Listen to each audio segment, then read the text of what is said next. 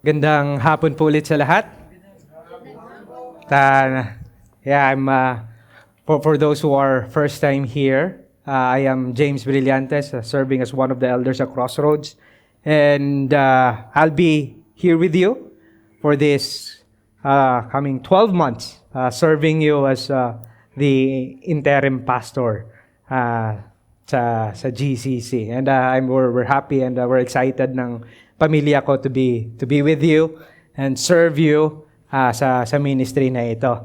And once again, welcome po. Naalala ko po nung unang buwan or mga buwan o taon na nagsisimula pa lang ang Crossroads, yung parating sinasabi ni Pastor Alvin sa amin is this: be resolved to be awkward. Be resolved to be awkward. Kung ikaw po ay mahihain tulad ko, isa po ito sa pinakamahirap gawin. Dahil ang ibig sabihin po ni Pastor Alvin dito is, for us, members, to be intentional in reaching and asking intentional questions to other members na hindi pa namin close. And at the same time, to be intentional in asking intentional questions sa mga bisita. For example, we would ask, ano yung mga key points or highlights na nakuha mo sa preaching? What kind of sin are you in right now that you are fighting with? So yun po yung mga intentional questions that Pastor Alvin is encouraging us to ask sa bawat isa. Para po sa akin, ito ang isa sa mga marka ng Crossroads. Kung titingnan ko. And I have benefited po sa gawaing ito and eventually grow din. Even na mahihain ako, grow sa area na ito. Even yung point na reaching out and do discipleship sa mga kapatiran, inviting them over a cup of coffee or meal. So, yun po yung mga bagay na ito. If I'm going to ask you, perhaps you could also give me a distinguishing mark ng iglesyang ito, ng GCC, kung kayo po yung tatanungin. Alam ko na meron po. Pag sinabing GCC, alam niyo po na meron itong distinguishing mark sa inyo. Now, yung passage po natin, umaga yung nilagay ko dito, but sa hapong ito, yung passage po natin speaks of a command that will serve as a distinguishing mark of Christ's disciples or ng isang iglesia. Yung passage po natin is yung binasa kanina. Nakita natin in John 13:31-35. Let me give you a quick background po ng passage ito. Yung passage natin afternoon, is written by Apostle John. Si John is one of the disciples of Jesus Christ and part of the inner circle ni Kristo. Kasama po niya si James, si Peter at yung mamang ito.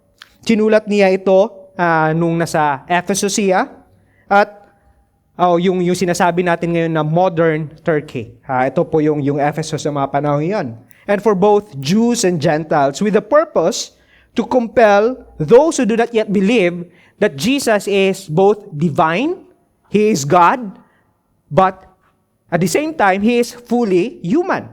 So that is very, hindi po normal o very distinct po sa buhay ni Kristo yan. Makikita natin na ang purpose sa pagkakasulat ni John, if you're going to turn your Bible in John 20:31, dito po niya sinabi kung bakit o ano yung purpose sa pagkakasulat ni John. Sabi po niya dyan, that you may believe that Jesus is the Christ, the Son of God, and that by believing, you may have life in His name. That you might have life in His name. Ito po yung purpose ni John sa pagkakasulat dito.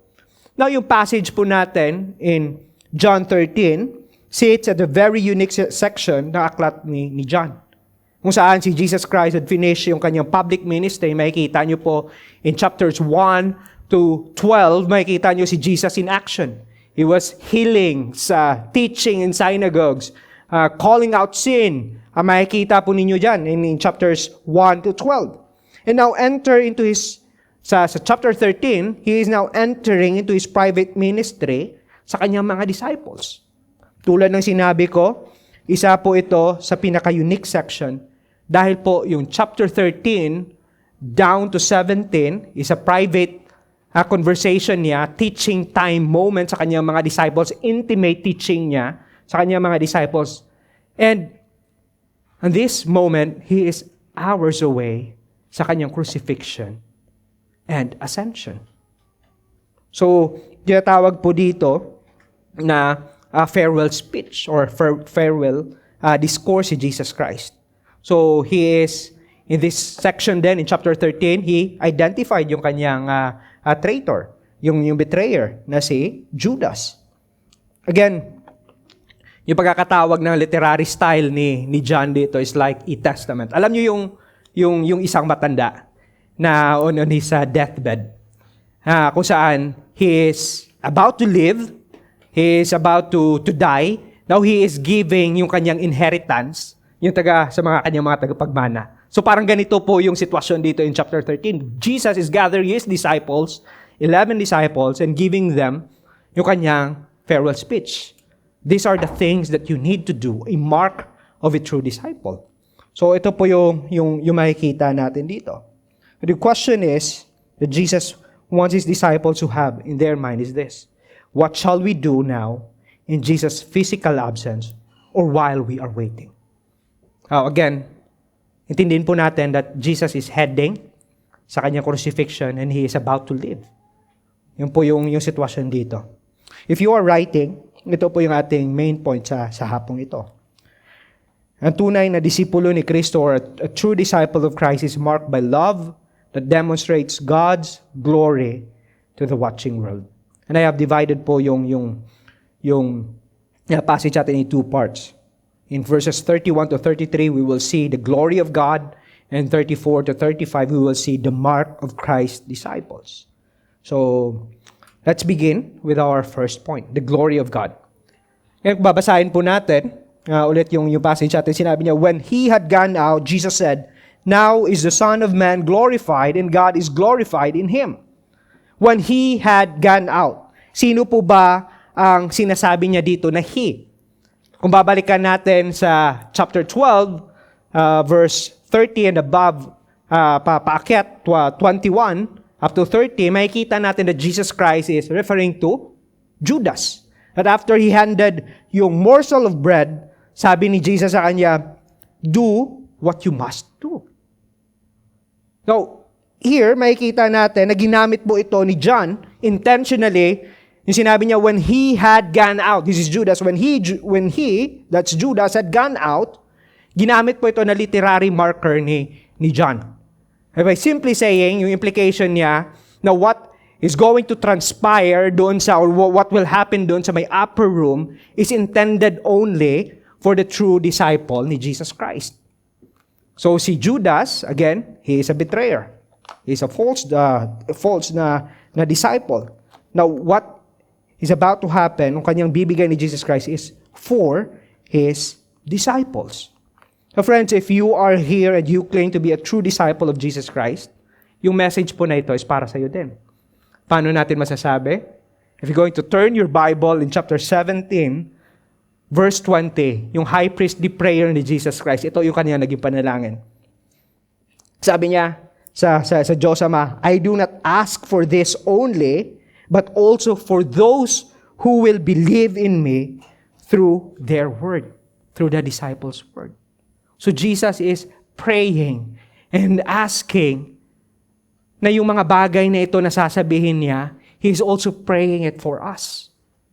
If you are a disciple of Christ, on that time, a prayer niya sa Gethsemane, He is thinking also for us. Yung mga taong ililigtas niya. Yung mga taong bibigyan niya ng kanyang buhay doon sa may cross of Calvary. And that's what we are reading. And we are studying it right now sa ating corporate gathering. Now, ano po ba yung nais na marinig o makita ni Jesus Christ natin dito ng kanyang mga disciples in preparing in His looming departure? Now, kung titingnan po ulit natin, yung verses 31 including yung 32, ano yung repeated na word na ginamit niya dyan? It's the word glory. Hindi po ba? Glorified or glorified. Glorified or glorified. Yan po, 5 beses niya ginamit sa verses 31 and 32 alone. Si John Piper define or explain yung glory of God as this. Sabi niya, yung glory daw ng Diyos is the manifest beauty of His holiness. It's the beauty of God's holiness. Let me ask you, are you still amazed sa beauty ng holiness ng Diyos sa buhay mo? Do you still see Him as glorious, as beautiful sa buhay mo ngayon? Are you still captivated in that of the kind of beauty that Christ or God has? In a simple term po na pagkagamit niya, the glory dito, it's in action word. It means to give glory. It's someone, or to make someone exceedingly glory or glorious. To exalt or to honor. Meaning, that this is a glory-giving. So bakit po ba mahalaga ito na makita ng kanyang mga disciples? Bakit for Jesus Christ, it is very important na makita ng kanyang mga disciples? To understand what is about to transpire in a few hours, is again, yung sinabi niya dito, it will glorify God and Him glorifying the Father. In 31 again, sabi niya dito, Jesus said, now is the man glorified and God is glorified in Him. In order for us to see how Jesus glorified the Father and the Father glorified in Him, we must understand po yung phrase dito, now is the Son of Man glorified. Yung salitang now po dito points to the event on the cross. It describes the time. Even yung moment pa lang, we can see this. Yung moment pa lang na umalis si Judas doon sa upper room, nakikita na ni Jesus Christ that what is about to happen, talagang mag-roll out na. It will really happen. We can read several references in earlier chapters that speaks of this event na Jesus Christ will be crucified. For example, in chapter 12, verse 23, sinabi ni Jesus sa mga kausap niya na Hudyo that the hour has come for the Son of Man to be glorified, pointing dun sa fulfillment ng kanyang crucifixion. Jesus also spoke of this more clearly in chapter 12, verse 32, nung sinabi niya, and I, Jesus, when lifted up from the earth, that is the crucifixion, will draw all people to myself. So clearly, makikita po natin sa dalawang chapters na yan, or verses na yan, that Jesus is talking about His crucifixion. Ngunit, yung tanong po, paano nasabi ni Jesus Christ that this is indeed glorious? Paano niya nakita na ang cross is an image or a symbol of glory? Well, in fact, I assume na alam na po natin lahat na yung cross is not a symbol of glory, hindi po ba? In their own context, yung cross is a symbol of shame. It's a symbol of disgrace. Kung ikaw ay estudyante, ang cross po ay parang opposite po ng high grades. Ito po yung ayaw mong ipakita sa parents mo. Di ba? No college kayo, naranasan niya yan.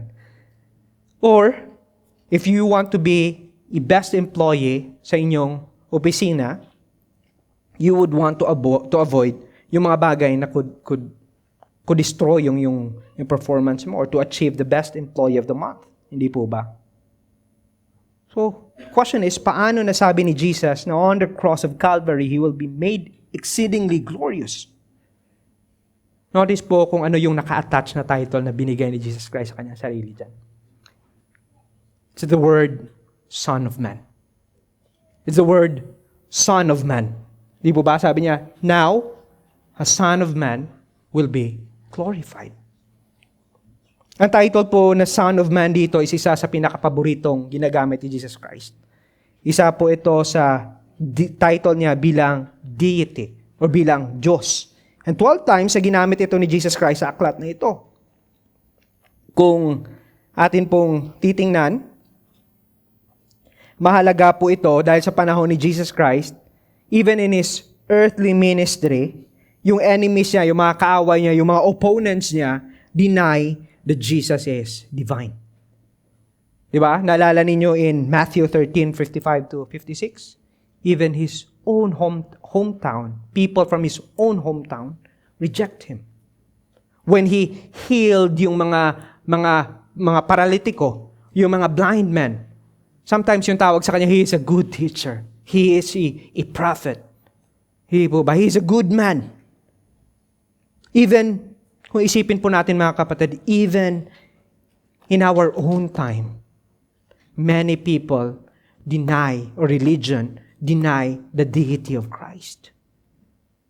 But when Jesus Christ used this, yung sinabi niya dito, the Son of Man, is referring to His deity. Fully God and fully man. Ito po yung binasa natin kanina sa Apostles' Creed. Nung sinabi natin that Jesus was born by the Holy Spirit and conceived by the Virgin Mary. Magkaibigan, si Jesus Christ po is not an ordinary man. He is not a mere man na parang propeta lang o parang good teacher lang. But His origin is from heaven, who left heaven's glory and came to earth to do the Father's will. For what purpose? To redeem you and I. Kung titingnan po natin, ginuha po ito ni Jesus Christ in reference sa Daniel chapter 7. Doon po niya kinuha yung salitang, the Son of Man. In-apply po ito ni Jesus Christ, or telling that He is fulfilling yung prophecy ni Daniel in chapter 7, saying that He is that Son of Man, who is a heavenly figure who came to earth and do the Father's will.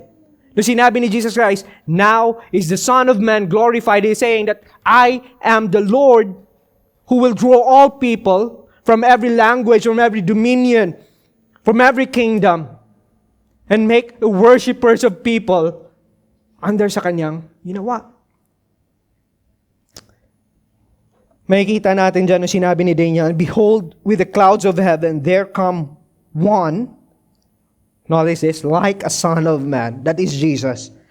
And He came to the Ancient of Days, which is God the Father, and was presented before Him, and to Him was given dominion and glory and kingdom, that all people, nations, and language should serve Him.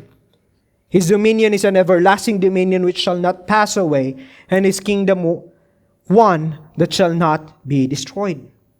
So again, by using this passage, Jesus is claiming that through His life, His death, and His resurrection, it will usher thousands of people from every tribe and nations to worship and to be a servant of a holy God. He is saying that the Son of Man is Lord. He is Lord indeed. This is why Jesus viewed yung cross as a point of glorification ng kanyang buhay. It is glorious because on His death on the cross, He has reconciled you and I sa Diyos Ama. Makikita din natin ito how Paul described this in Philippians chapter 2, verse 8 and 9.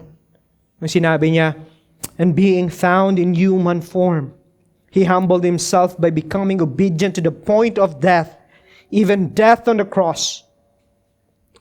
And this is what the effect in verse 9. Therefore, God has highly exalted Him and bestowed on Him the name that is above every name. Colossians 1, verse 20, sabi niya, and through Him, that is Jesus, to reconcile to Himself all things, whether on earth or in heaven, making peace by the blood of His cross. Friends, Jesus viewed what is about to happen to Him on the cross as a point of beauty, of Him being glorified by the Father, because through His life and work, He brings reconciliation between you, between us, and God. This is what He wants us to see this afternoon. This is what He wants His disciples to see during that time. For sure, hindi nila naiintindihan yan. Kasi on their own context, in their own perspective, cross is a shameful thing. Mga kaibigan, do you still view Christ's sacrificial work on the cross as a wonderful thing sa buhay mo? Makikita ba ng ibang tao that we see Jesus not as a mere man or simpleng tao lang, kundi Diyos sa pamamagitan ng actions natin tsaka sa mga sinasabi natin? Maririnig ba ng iba sa atin na tunay nga na ang Diyos, na tunay nga si Kristo ay Diyos sa pamamagitan ng ating pagpapatotoo? If you are here, friends, and you do not believe Jesus as fully God and fully man, mga kaibigan, Jesus came again and left the heaven's glory, lived a perfect life, died a perfect death, in order for you and I to receive reconciliation to a holy and righteous God. If you are here and you don't believe that, friends, I urge you to repent from your sins and turn to Him as your Lord and Savior. Be like the centurion na nakita niya on the cross ni Jesus Christ. Nung nakita niya yung nangyari doon sa cross, sabi niya, in Matthew 27 verse 54, sabi niya, truly, this was the Son of God. Makikita din natin yung 31b na yung idea na ito, na glory or yung glorification, is not just an idea of Jesus, but it also an idea of God the Father. Makikita niyo yung sabi diyan, yung connecting word, and God is also glorified in Him. Well, the question is, paano ang Diyos Ama was been glorified sa ginawa ni Jesus Christ? Simply because that is through the perfect submission and obedience of Jesus to the will of the Father. Kaibigan, we can see that through Jesus, through Jesus, the eternal plan of the triune God of redemption ay naisa katuparan. Ang ginawa po ni Jesus is not something that is out of His own will and freedom, but it is a manifestation of the wisdom of the Godhead before the foundation of time to bring to Himself or to reconcile to Himself sinners through faith in Christ. Makikita po natin in Ephesians 1:3-4, nung sinabi niya kung paano plinano ng Godhead yung ating salvation. In Ephesians 1:3-4, sabi niya, blessed be the God of the Father of our Lord Jesus Christ, who has blessed us in Christ Jesus, or in Christ with every spiritual blessing in heavenly places, even, sabi niya in verse 4, as He chose us in Him before the foundation of the world, that we should be holy and blameless before Him. How did God materialize this thing? That is when He sent His Son for our own sake. Once we see in the cross of Jesus the glory of the Father, dahil on the cross of Jesus, God's justice has been served. The cross of Jesus proved that that God is holy, and He does not let sin go unpunished. He did this by providing on our behalf a means to satisfy what He required.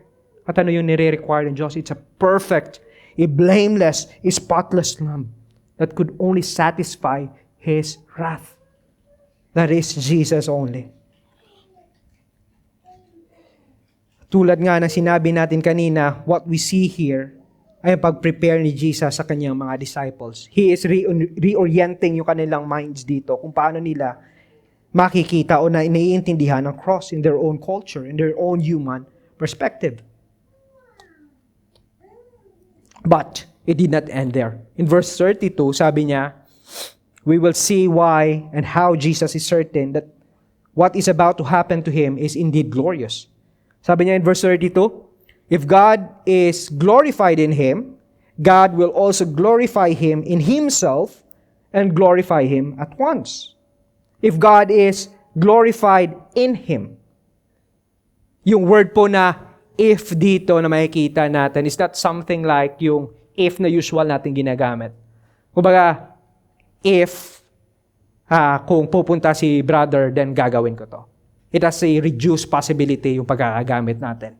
But in Greek language, yung if po dito na ginamit ni Jesus, na sinabi niya, if God is glorified in Him, it connotes a assumed certainty. Assumed certainty. Meaning, talagang mangyayari. Sinabi ni Jesus Christ, we can read this way. Certainly, God is glorified in Him. Sa kay Jesus Christ. Anong kasunod na sinabi niya? God will also glorify Him in Himself and glorify Him at once. Ang sinasabi po dito ni Jesus na sa kanyang mga disciple, including us, ay tungkol po sa kanyang resurrection and ascension. Ang salitang at once po dito in Greek means straightway. Meaning, kumbaga kung sa lingwahe natin, dire-diretso. Dire-diretso. It's parang, he viewed this as a one-time event. That His death, His burial, His resurrection and ascension as certain and quick event. That God the Father, yung titingnan dito Jesus Christ, that surely God the Father will raise Him up from the dead and we'll see this, and we saw this and we read this sa testimony ng Biblia. Hindi po ba? Because after the third day, God has raised Jesus from the dead and ascended back to heaven, sitting at the right hand of the Father. Friends, makita po natin that this is a perfect example of trust and obedience nang galing sa kay Kristo. This is indeed a perfect example of love or of a perfect example of relationship. And this is a glorious truth dahil ito ay minodel sa atin ng triune God. This is the reason kung bakit Jesus can perfectly obey the Father even to the horrific of death on the cross dahil sa kanyang perfect trust and love sa Father, and at the same time, because of the perfect love and commitment ng Diyos Ama sa anak. And for sure, kung ikaw nandun na hindi mo naiintindihan yung lahat na sinasabi ni Jesus Christ dito, ng mga panahon na ito, you would be clueless kung ano ibig sabihin ni Jesus sa panahon na ito. For they do not have, unlike us, nakita na natin yung fulfillment ng Scripture, ng bagay na ito. For them, mangyayari pa lang sa kanilang point of view. So, bilang parte ng pag-prepare sa kanila ni Jesus in His looming departure, like a good parent, di ba kung aalis tayo, we condition yung mga anak natin. I'll be leaving, and ito yung mga dapat ninyong gawin. In verse 32, makikita natin na Jesus gave them more tangible example. Anong ginawa ni Jesus Christ? Remember, He is moving away, He will be crucified and be ascended to heaven. Now, in verse 33, He's giving them yung tangible na example. Sabi niya, in verse 33, little children, yet a little while I am with you. You will seek me, and just as I said to the Jews, so now I also say to you, where I am going, you cannot come. Sinimulan niya sa salitang little children. Hindi po ibig sabihin na anak niya sila, but this is a term expression ng panahon nila to express yung kanyang love, yung kanyang concern sa kanyang mga disciples. If we're going to think, yung disciples po have been with Jesus for 3 years sa kanyang earthly ministry, hindi po ba? Jesus was with them nung iniwan nila yung kanilang job. Jesus fed them. Jesus saw them grow in their faith. Nung nagsisimula pa sa that they doubt si Jesus Christ is slowly growing sa kanilang faith. Jesus was with them in the midst of the storm. Hindi po ba? Jesus saw them and loved them, and now He's expressing yung kanyang concern, yung kanyang deep love, yung kanyang affection sa kanila, sa kanyang possible na pag-alis. Sa kanyang pag-alis, hindi possible. We can see yung deep concern ng Panginoon sa kanila, ni Kristo sa kanila, even in chapter 17, verse 11. Nung sinabi niya sa Diyos Ama, and I am no longer in the world, but they are in the world, and I am coming to you. Holy Father, keep them in your name, which you have given me, that they may be one, even as we are one. Pero yung tanong, saan nga ba papunta si Jesus Christ? Saan nga ba papunta si Jesus Christ? Tulad po na sinabi ni Jesus Christ dito, twice niya ito sinabi sa kanyang mga kaaway. Yung Jew po na pagkagamit dyan ni John refers po sa mga opponents si Jesus Christ who deny yung kanyang being God. So it speaks of sa mga Pharisees and those who do not believe in Him. If you will pay a closer attention, if you will going to go back, if you will go back sa chapter 7, chapter 7 verse 34, makikita po natin yung difference ng pagkakasabi ni Jesus Christ sa kanyang disciples at sa kanyang mga kaaway. In 7:34, sabi niya, Jesus said, "You will seek me," at ito yung sinabi niya sa kanyang kaaway, "and you will not find me. Where I am going, you cannot come." In chapter 8, verse 21, again, yung ina-address niya dito is yung kanyang mga enemies. Sabi niya, "So he said to them, again, I am going away, and you will seek me, and you will die in your sin. Where I am going, you cannot come." Both po na naka-underline, o yung sinabi niya dito, "You will not find me, and you will die in your sin," is omitted sa pag-address niya sa kanyang mga disciples.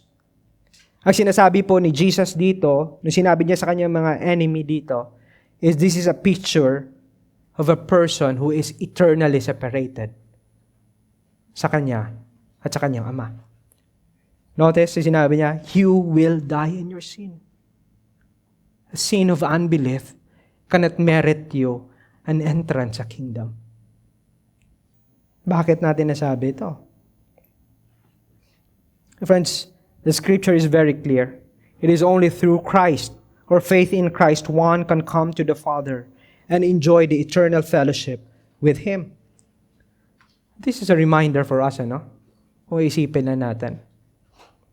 That if we neglect, if we don't believe in Jesus, friends, like what Jesus mentioned or said sa kanyang mga kaaway, we too, or you also, we will die in our sins.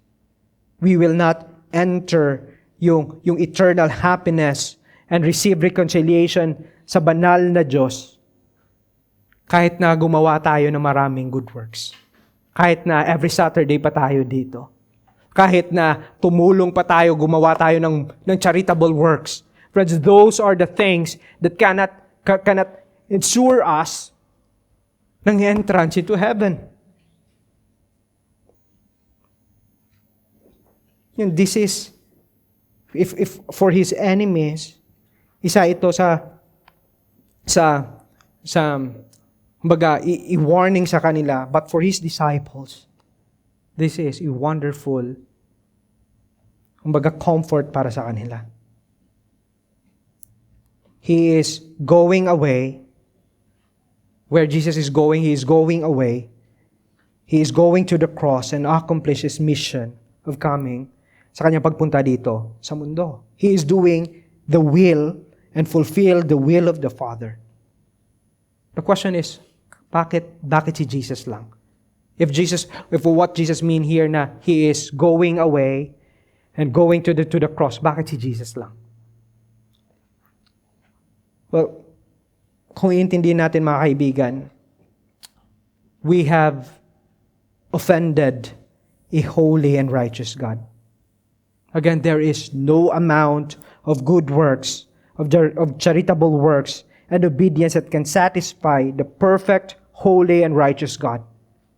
Ito po yung pinakamalaking problema natin. Hindi po yung sweldo natin na maliit o yung mga pinapadala natin sa yes, those are legit. But friends, kung doon lang iikot yung utak natin, yung puso natin,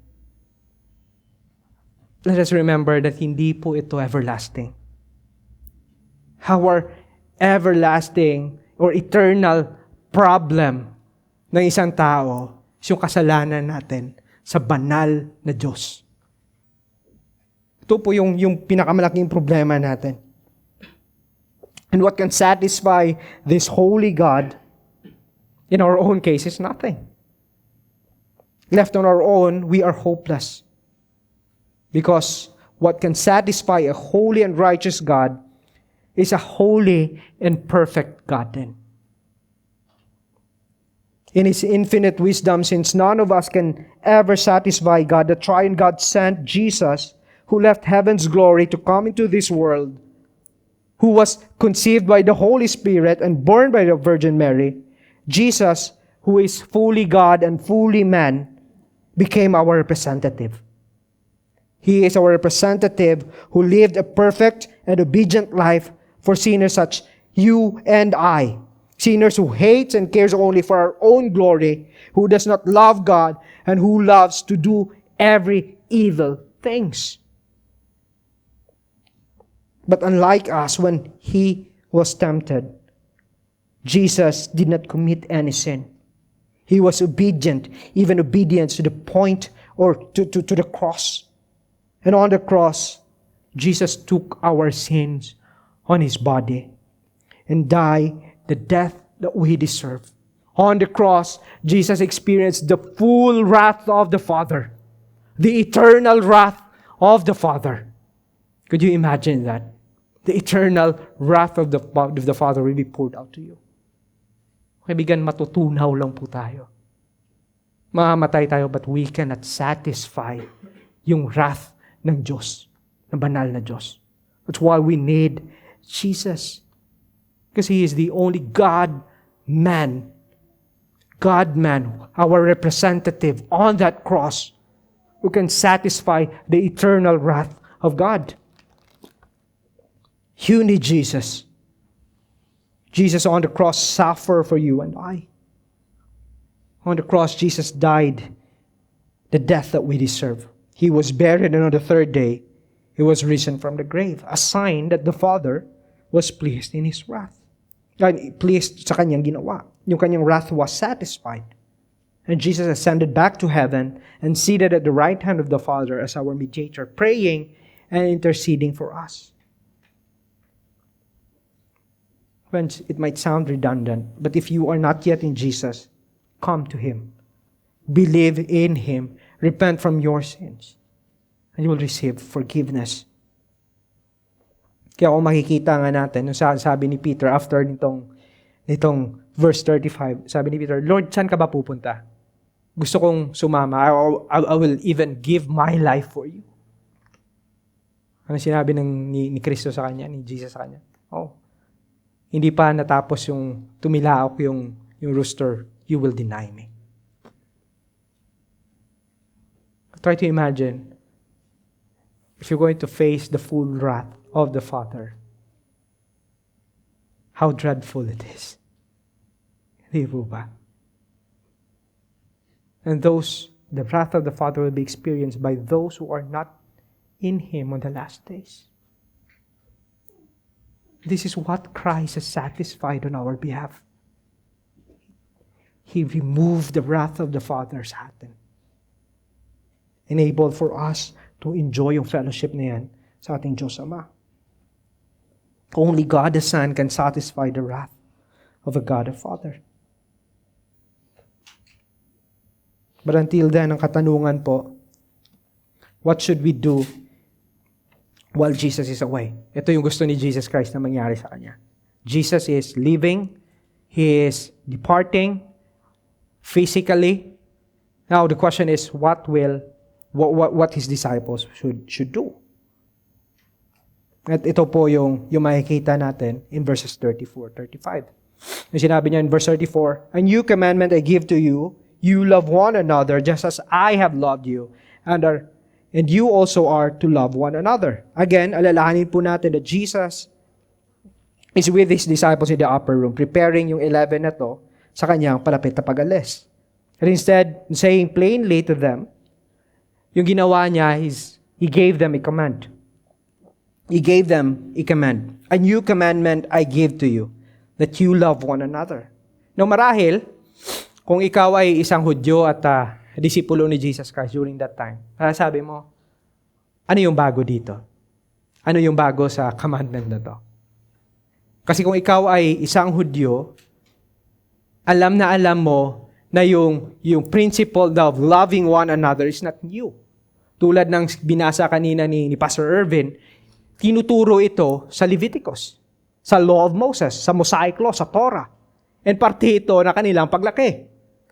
So, what's new with this? Again, hindi po ito bago sa kanila dahil nabasa po nila ito sa Torah. Even Jesus Christ, when He was challenged or asked by Pharisee in Matthew 22-26, He summarized yung law ni Moses into two. Love the Lord your God and love your neighbor as yourself. And paano po ito naging bago? Well, una, dahil po bago ito sa basihan kung paano tayo magmahal. Tingnan nyo yung sinabi niya dyan. That you love one another just as I loved you. That's the standard. In OT, ang law of Moses was written in the tablet of stone. Hindi po ba? Or isang special na sulatan yung ginamit nila ng panahon na iyon. But when Jesus came, those law mentioned in OT was fulfilled and lived out by Jesus Christ. Those law na sinasabi sa Leviticus, including lahat ng Mosaic law, was now written in the heart of those who are redeemed by God. Redeemed by God. This is a fulfillment ng Jeremiah 31-33, no sinabi ng Panginoon, that I will make the house of Israel after those days, declares the Lord, I will put my law within them, and I will write it on their hearts, and I will be their God, and they shall be my people. Now, again, ang long-standing po natin na problema ay yung failure natin to meet yung standard ng Diyos.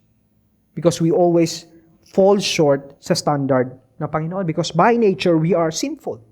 And what God requires is complete perfection. Ano yung solusyon na binigay ng Diyos? He transformed us from inside. He transforms us from inside, that yung law na ito of loving yung ating neighbor na hindi natin kayang gawin becomes natural to us now. This is a distinct mark ng isang tunay na niligtas ng Diyos. He gave us a heart of flesh from a heart of stone. Meaning this love, a sacrificial love, becomes natural po sa buhay ng isang tunay na niligtas ng Diyos. Hindi na po ito excuse for us, but this is a distinct mark now ng isang disciple. Kaya nga hindi po natin pwedeng sabihin na, simple lang naman palang gawin yan love your neighbor. I can do that. Well, this is an action word. A sacrificial kind of love. And you can only experience this true love, this sacrificial love, if you are truly transformed from inside out. It starts with the heart. Because by nature po, hindi po natin kayang mahalin yung kapwa natin. Especially yung mga nakakainis. Hindi po natin kayang gawin yon. Hindi po ito isang prinsipyo lang kung paano tayong magmahal. But this is an action word. Kaya mga kaibigan, let me ask you, sa anong paraan that this sacrificial love is evident sa buhay mo ngayon? If you truly believe that you are a disciple of Jesus Christ. If you claim that you are a disciple of Jesus Christ, sa anong paraan that this unconditional love is visible sa buhay mo ngayon? Noong mga nakaraang linggo, nung nag-message ako kina Pastor Irvin at kay Pastor Rocky, I've asked them yung ating directory. Yung directory natin. And on our directory, makikita mo doon yung names, yung numbers, tsaka yung email address. One way that we can love one another is to pull out yung directory na yon and spend time reading God's Word and pray from God, using yung passage na yun and praying for our brethren. That's unconditional. That's sacrificial. Instead na itutulog mo na lang, you would spend time meditating God's Word, praying for brothers and sisters dito sa iglesia natin. That's sacrificial, my friends. And after that, you can message them. Bro, sis, I've prayed for you. What are the things na pwede ko pang ipag-pray sa'yo? Another example, ay yung setup team natin. Ninyo dito sa may iglesia na to. They are the ones who sacrificially set up yung place natin para may komportable tayong lugar sa ating pagdating. But we would have a smooth sound or music. Same thing sa music team. Di po ba? Naiintindihan nyo ito. You sacrificially give your time sa pag-practice in order to serve yung bawat isa. Why? Because this is the standard that Jesus called us to do. In order for us to show yung true love natin sa bawat isa. Just as I have loved you. The question is, how did Jesus love us? 1 John 4:10, yung sinabi natin kanina. In this is love, not that we have loved God, but that He loved us and sent His Son to be the propitiation for our sins. Another obvious truth po na makikita natin dito in verse 34 is kung sino po yung object ng love na ito. Sabi dyan, sino yung object? Love one another. It's the another. Sino po yung another na ito? Sino po yung another na ito? It's your fellow believer. If we can narrow it down, it's the Grace Covenant Church members. Yung katabi nyo po sa upuan. Because this is the benefit of our reconciliation sa Diyos. Because God did not only reconcile us sa Kanyang sarili, but He reconciled us to one another. Hindi po ba? He did not reconcile only to Himself, but He reconciled us to one another. Again, mga kaibigan, sa anong paraan mo pinapakita ang inyong pagmamahal sa kapwa mo miyembro ng iglesyang ito? Kasi po, yung tunay po na niligtas ng Diyos would have this kind of love towards His brothers and sisters as, kumbaga, unavoidable. If you are truly redeemed, this is a natural consequence po ng ating pagkakaligtas. That we would love one another. Yung tipong ipapahinga mo na lang, pero gagamitin mo pa for discipleship. Yung tipong magpapahinga ka na lang, pero you would spend yung time mo for book reading. Why do we need to do this? Verse 35. The purpose. Sabi niya in verse 35, by this, all people will know that you are my disciples if you have loved for one another. By this. Ito po yung ginagamit ng Diyos. Yung ating pagmamahal sa bawat isa as a means for people from outside this gathering to know, to inquire, and to have knowledge about our Lord Jesus Christ. This is our initial testimony po ng gospel sa mga non-believers. Tayo po bilang isang iglesia serves as an embassy that represents Christ sa mundong ito. With the work of the kingdom para sa mga hindi po mananampalataya.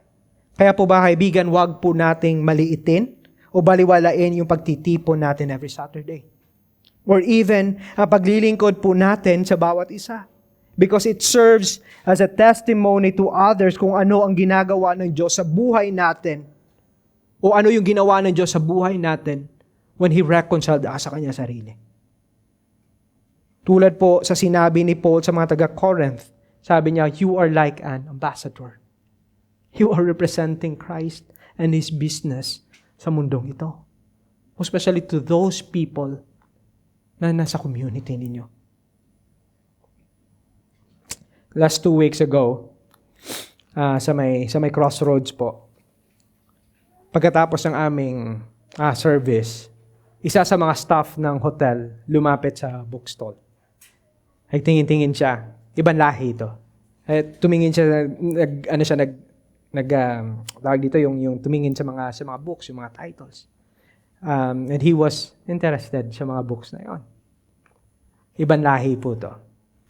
And yung ginawa po ng staff o yung volunteer ng bookstall ng Crossroads is binigyan siya ng book na yon. And he was happy when he accepted yung book na yon. Well, the point o bakit ko po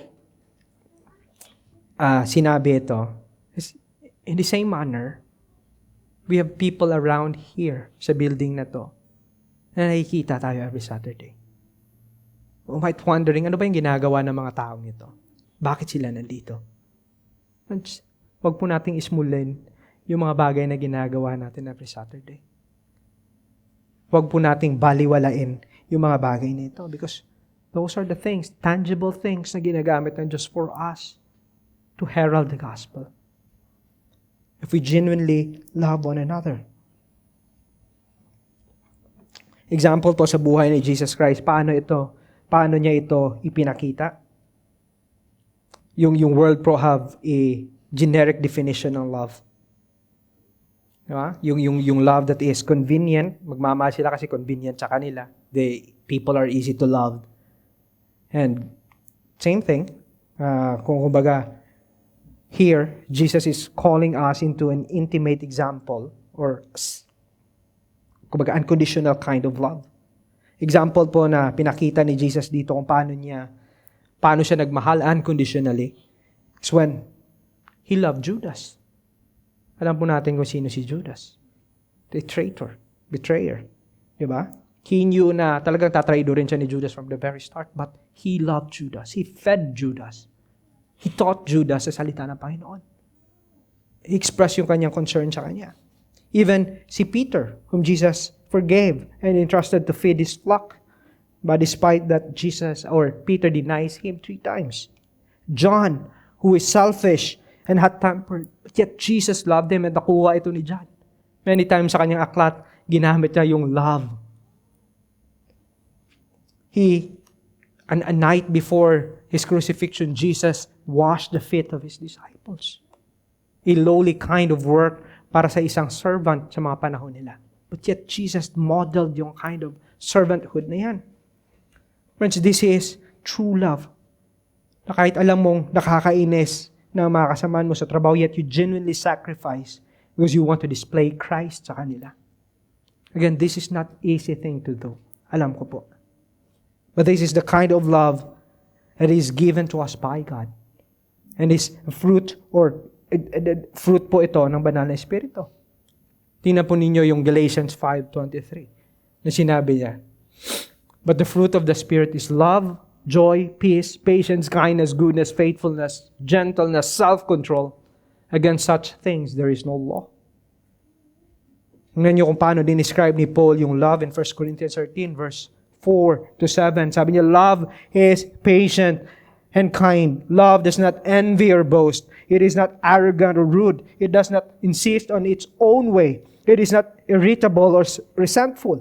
It does not rejoice in wrongdoing, but rejoice with the truth. Love bears all things, believes all things, hopes all things, endures all things. Bakit po natin kailangan gawin ito? Ephesians 3:10. Sabi niya, so that through the church, tayo po yan, the manifest wisdom of God might now be made known to the rulers and authorities in heavenly places. But on the other hand, if we fail to exercise yung love na ito, in verse 35, sabi niya, by this, all people will know that you are my disciples if, the conditional, yung may reduced possibility. Yung klaseng if na yan. Pwedeng hindi natin gawin kasi mahirap po. Sacrificially loving our fellow believer. That is a reduced possibility. When we don't love each other, if we don't value one another, or coming together every Saturday for worship, we not only fail to show yung love natin sa bawat isa, but we fail yung opportunity po to make known Christ, or to make known yung pangalan ni Kristo and His glory to the watching world. In our own part, we even fail or miss yung opportunity to hear kung paano po nagsasalita yung Panginoon through sa life ng kapatiran. From the reading of God's Word, from praying, from the preaching of His Word. Hindi po ba? Once again, paano natin pinapakita yung pagmamahal natin sa bawat isa? That's the last question I'm going to pose sa inyong mga utak before we end this. And I remember na sinabi ni Paul sa kay Timothy, iyang pastor, iyang iyang servant na Panginoon. Sabi niya, a simple reminder na binigay niya kay Timothy, watch your life and your doctrine. Watch your life and your doctrine. Kasi kung paano tayo namumuhay, it speaks of our doctrine. At kung ano yung paniniwalaan natin, it is manifest or nakikita po the way that we live. Watch your life and doctrine. A true disciple of Christ is marked by love that demonstrates God's glory to the watching world. Manalangin po tayo. O Lord, help us to continue to grow in this love. Nawa po, Panginoon, that you would impress in our hearts the value and importance ng pagmamahal namin sa bawat isa at sa inyong iglesia bilang mga niligtas ninyo. Tulungan niyo po kami, Ama, to be faithful, that our corporate and individual testimony would point others to Christ. Maraming salamat po. In Christ and we pray. Amen.